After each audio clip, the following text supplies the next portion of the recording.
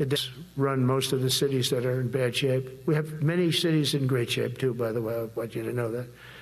But it seems that the ones that are run by the radical left Democrats, what they've done to San Francisco, Chicago, New York, Los Angeles, they're very unsafe places. And we're going to straighten them out one by one.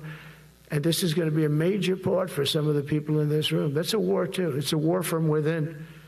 Controlling the physical territory of our border is essential to national security. But I want to salute every service member who has helped us carry out this critical mission. It's really a very important mission. And I told Pete we should use some of these dangerous cities as training grounds for our military, National Guard, but military. Because we're going into Chicago very soon. That's a big city with an incompetent governor, stupid.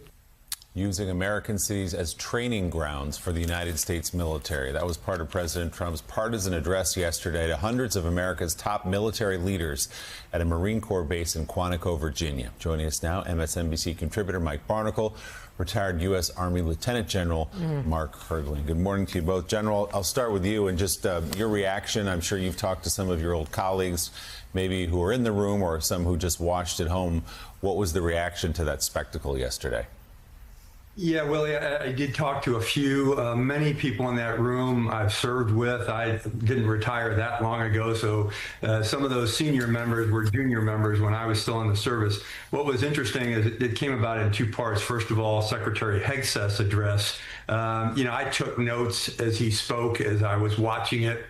And just some of the things that I made bullet points about were Liberation Day, kill things and break people, or kill people and break things, excuse me, war crimes, Geneva Convention elimination, rules of engagements are unnecessary, suggesting women can't meet the standards, returning to the days of drill sergeants smoking recruits during basic training, suggesting the elimination of IG actions, especially as he's being investigated for the use of signal apps by those IGs. Hawking his own book at the end, The War on Warriors, I've read, and it's a compilation of thoughts from a disgruntled soldier who has very little understanding of strategic implications of various actions. Then when it turned to the president, you've already addressed this, meandering. Just all sorts of issues, much like the UN speech he gave. So many things to talk about from that speech, but the war from within, as you just mentioned, and putting soldiers on American streets to train how to react to different enemies from within were two of the highlights that I wrote down. And it was just a combination of two things that I believe we're leading to what we might see next. And the other thing I'd say is President Trump thrives on applause and cheering and interactions with an audience. And when he didn't get that and instead got quiet professionalism from the soldiers, sailors, airmen, and Marines in the audience, that likely rattled them from the very beginning. And that silence wasn't disrespect. It was restraint and discipline and adherence to the oath of office. Yesterday was, to me, a collective reminder of our professional culture that we have in the military that transcends politics. It was on full display, and it was interesting to watch from both sides of the audience. It was the oath to the Constitution, not to the man standing in front of them. So can you speak, General, just for people watching this morning who have so much coming at them 24 hours a day, why this you view as so unusual and so dangerous to be talking about using American cities as, quote, training grounds for the American military and having the United States military go in and effectively do domestic policing of gangs and whatever else Donald Trump wants them to do? Well, primarily, Willie, is because it's illegal. And it violates our oath of office to defend the Constitution, which says the military is not to be used. Specifically, that was put in the Constitution against securing American streets, other than when there is an insurrection within the Republic, which President Lincoln saw. But the indications are people are asking us to prepare to do that. So that means there's measures afoot to try and make that happen.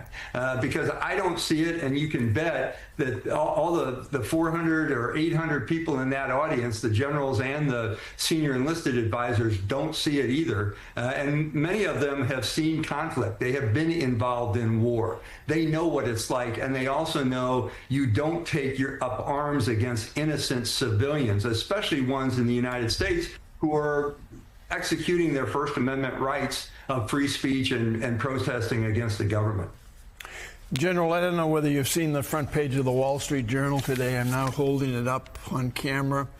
There's a photo shot of the front rows of many of the former members, your former friends in the military, sitting there watching and listening to the spectacle yesterday. And I, too, spoke to several of your colleagues, former colleagues, yesterday. And the word I kept hearing from them was embarrassment.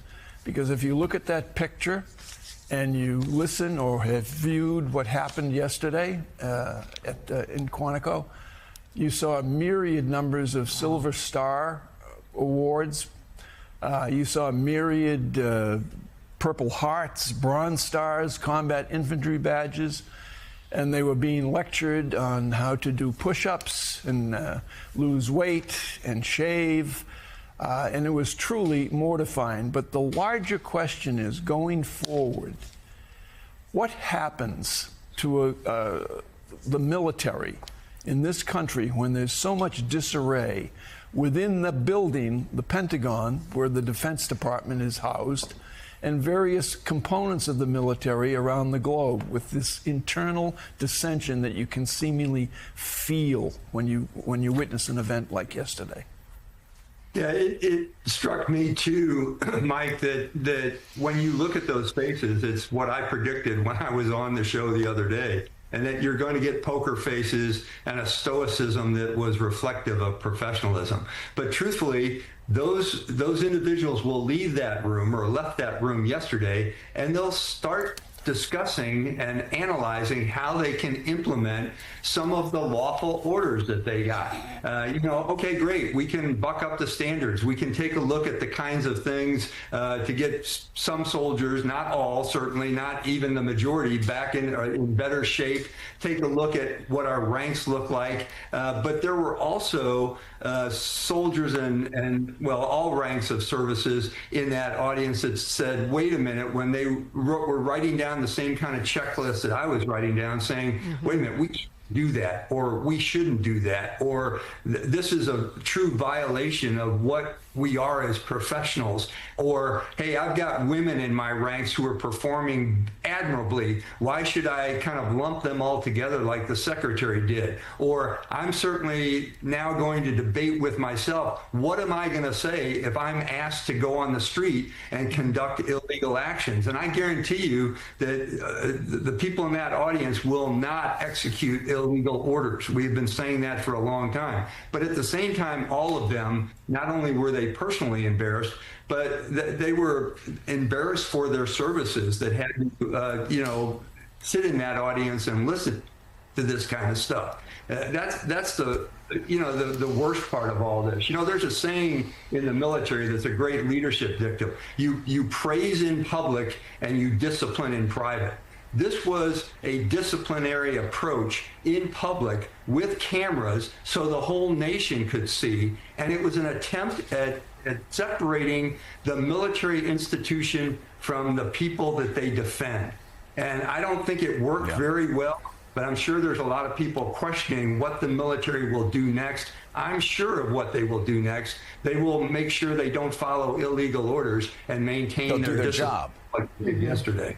They'll do their job. General, there was such an extraordinary misreading of the room by Pete Hegseth and the President of the United States, who have absolutely no idea who they were talking to. I understand Pete Hegseth served, and I'm grateful for his service in uniform to this country. But I do wonder how they could have so badly misread the room. I kept thinking, watching them yesterday, just how Bush League it was. and how those generals and those admirals afterwards were just shaking their heads going, my God, what a clown show. And that's what they were thinking. That's what so many people in the military, even if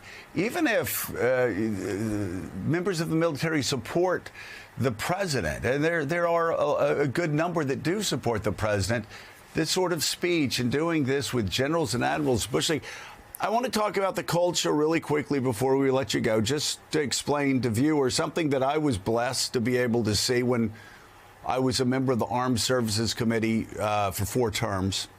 I got a chance to see generals and admirals up close, to figure out what drove them. And it was, of course, a love of country. But as I was saying to some people in 2020, when they're saying, oh, no, the military, Donald Trump's going to get the military, they're going to rise up and they're going to keep Donald Trump in power. I said, no, you don't understand the military. They will not do that. And I said, for several reasons. But as I've always said, and I'd like you to explain this, there's a peer pressure in all the right ways, because every general and every admiral has a mentor who's a retired general and a retired admiral. And I always saw when one stepped out of line, this band of brothers would come together. And they were always looking. I had chief of staffs of the Air Force. And I had them looking to their retired generals, or in the Navy, retired admirals, for guidance. And that was their audience too. They understood they were duty bound by the Constitution, but also by those whose shoulders they were standing on in their position. Can you please talk about that just for a minute, to explain that this is so much more than just a room of 800 military leaders? There's a collective room, really, the spirit of teaching them duty, honor, and country, of tens of thousands of people still with us and no longer with us, that are guiding those generals and admirals. Yeah, Joe, I'd love to talk about that for a second. First of all, I'll shout out to my mentors. I've got about 5 of them. The biggest one is General Fred Franks, who was a 4-star general when I was a young major working for him. He took me under his wing. He's still living, and a great example. Lost a leg in Vietnam and understands, and rose to the rank of 4-star when he was commanding Desert Storm. John Abizaid, who many people know from his service, Rick Shinseki. I could go on and on again, the guys who mentored me throughout, and I mentor a few others, and the few that I mentor were contacting me last night.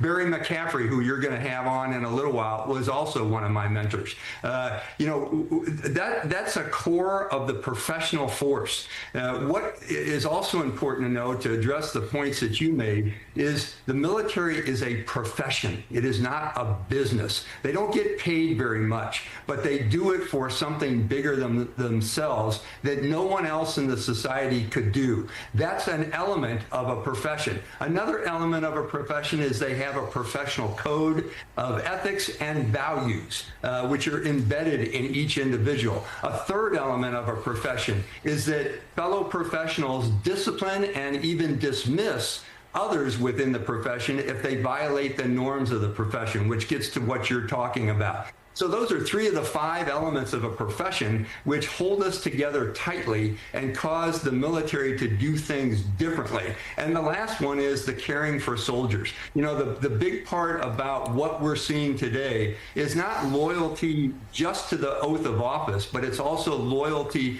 to those we lead, and a shared trust between the leaders and the led. And those men and women in the room yesterday cannot let their soldiers or Marines or airmen or sailors down in terms of standing up for them and what right looks like. So you've hit a very good point. That's what makes us very different.